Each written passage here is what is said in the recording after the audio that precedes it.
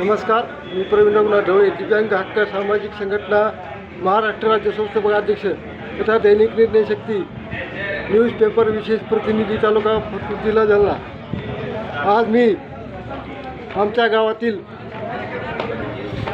देवराव आप्पासाहेब सोळंके यांची संजय गांधी निराधार योजनेची पेन्शन मिळवण्यासाठी यांनी 2022 रोजी कोतूर तहसील कार्यालयामध्ये अर्ज दाखल केला होता, परंतु आतापर्यंत त्यांचा प्रस्ताव मंजूर झालेला नाही। यासाठी मी आज त्यांना घेऊन कोतूर तहसील कार्यालयाच्या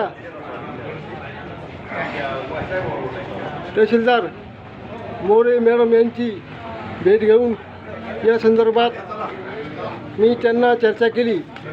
मोरे मॅडम यांनी मला आश्वासन दिले की लवकरच यांचा प्रस्ताव मंजूर केला जाईल। धन्यवाद।